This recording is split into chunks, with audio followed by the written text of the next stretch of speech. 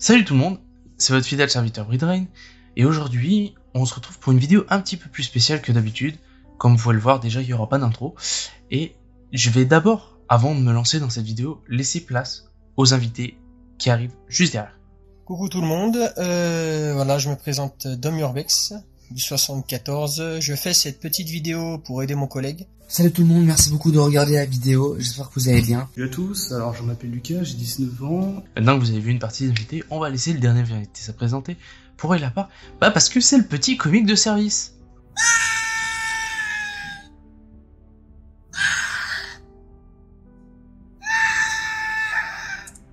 Hey, comment ça va? Salut, c'est David, vous me connaissez plus sous le nom de Sweetie. Ouais, je regardais j'écoutais des cris d'horreur, j'aime bien, ça me détend de temps en temps. Bon, on se retrouve sur la chaîne de Bridrain. Vous avez l'habitude de voir Urbex avec lui. Là, c'est pour une vidéo un peu spéciale, il veut sensibiliser les gens à l'Urbex et tout ça. Merci Sweetie de m'avoir mâché le travail. Alors oui, cette vidéo est un petit peu spéciale. Pas beaucoup d'urbexeurs, donc je parle sur YouTube, se lancent dans le fait de prendre position. On va pas prendre position, je suis pas là pour tailler les gens qui par exemple achètent des spots, etc. On est plus là pour sensibiliser sur les dangers et sur la dégradation qui arrive actuellement. C'est-à-dire que je vais pas tailler ceux qui vont en acheter, parce que je peux comprendre qu'on a une vie de famille, etc. Que c'est compliqué de faire du repérage, etc. Quand on a beaucoup de travail, c'est compréhensible. On va être là pour ceux qui les vendent et ceux qui dégradent. Je vais pas prendre place dans ce discours-là, c'est-à-dire que je suis d'accord avec tout ce que mes collègues vont dire, et justement, ils sont là pour montrer que je suis pas le seul urbexeur à le penser, donc du coup, je vais vous laisser avec eux, pour vous dire, d'abord, pourquoi ils font de l'urbex. Alors je commence l'urbex depuis 2 ans, ça fait 2 ans que j'en fais, voilà, tout simplement. J'ai commencé plus exactement le 4 août 2020, mon premier spot c'était une usine abandonnée, une énorme usine abandonnée, et depuis, c'est ma passion.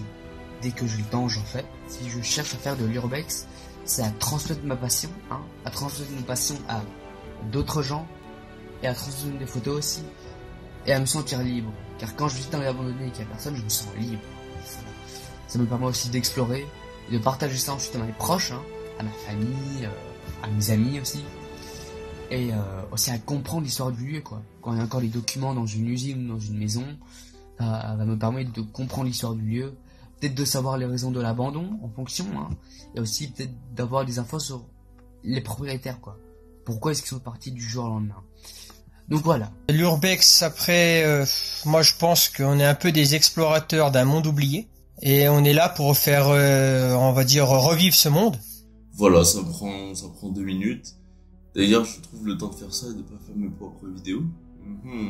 Alors voilà, il me demande de faire ça, donc pourquoi je fais de l'urbex, qu'est-ce que ça m'apporte, qu'est-ce que j'en pense, etc., etc.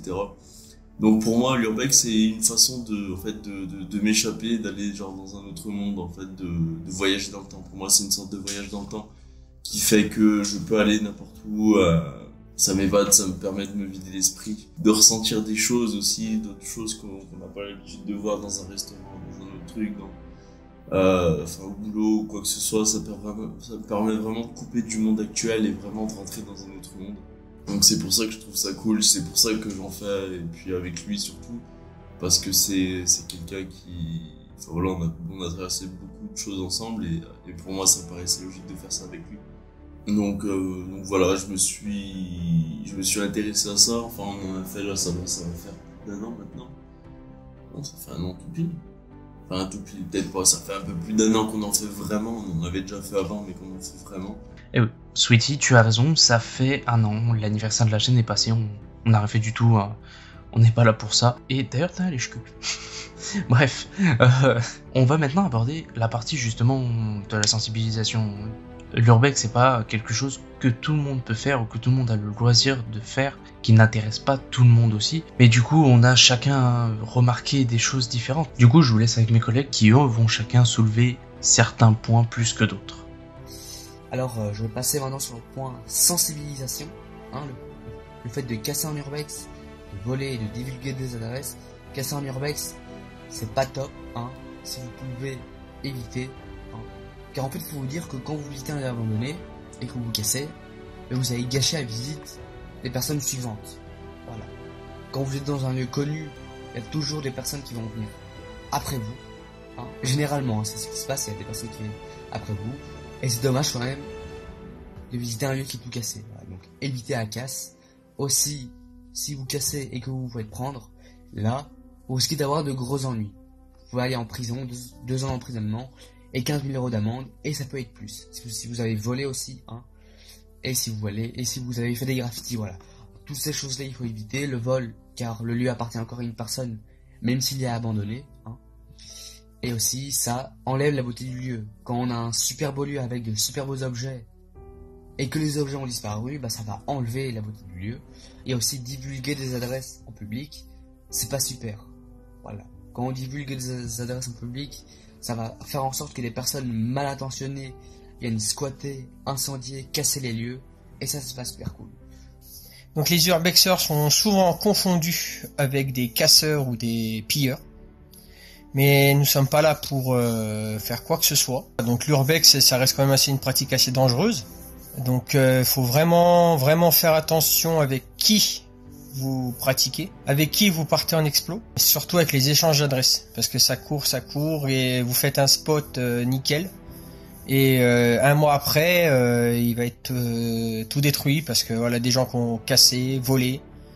Donc c'est un peu bête, c'est dommage, parce qu'à force de certaines personnes, ça va être très très dur de faire de l'urbex ou de trouver des lieux assez sympas et de vous les faire découvrir. Et je vais vous sensibiliser sur les échanges d'adresses et faire très gaffe au niveau des adresses, ne pas donner à n'importe qui, ne pas dire le nom des spots parce qu'on peut les retrouver facilement, et faire super gaffe. Alors là, je suis dans l'urbex, je ne dirai pas encore lequel, bah, tout simplement parce que bon, je préfère qu'il reste encore pas trop connu.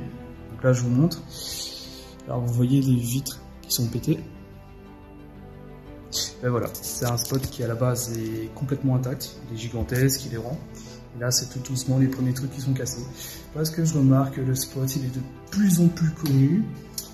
Du coup, bah, dans tous ces groupes de personnes-là, il y a quand même quelques casseurs qui y passent, malheureusement. Et c'est comme ça que les spots sont saccagés. Il y a des spots, ils restent 10 ans comme ça, sans rien avoir. Et puis en 2 ans, ils tournent et puis ils se fait casser.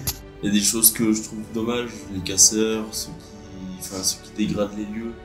Voilà, c'est des trucs qui ont rien demandé. Après, ben, si vous voulez, je sais pas, vous défouler sur quelque chose ou quoi, il y a ils appellent ça des dark rooms maintenant. Vous pouvez tout casser dedans et tout ça, donc c'est dommage de dégrader des si beaux lieux qui ont une histoire et tout ça pour au final ne rien en faire. Je trouve ça bête, et voilà, je trouve que c'est des lieux qu'il faut respecter. N'oubliez pas que c'est une pratique qui est dangereuse et que nous on a l'habitude, c'est pour ça qu'on l'a fait. Oui, en effet, c'est une pratique très dangereuse. Même des urbexeurs extrêmement connus comme Joe, il a eu de la chance la dernière fois de pas se faire très mal, mais il a quand même fini par se planter un clou dans le pied. Bon, pas beaucoup de séquelles, mais voilà, il y avait des clous parce qu'il y avait quelqu'un qui avait mis des pièges devant le spot en question où ils allaient, mais plus de peur que de mal. Mais oui, l'urbex peut très mal se finir. Des jeunes en sont morts parce que c'était des jeunes et que bon, ils faisaient de l'urbex, mais on va dire que à partir d'un certain âge, on a le recul sur la sécurité. Mais il n'y a pas qu'une histoire d'âge, certains ont la maturité ou ils ont peut-être les parents qui vont pas les laisser faire. L'urbex, c'est quelque chose de dangereux et pas que physiquement, donc à faire vraiment attention. Et s'il vous plaît, respectez les lieux.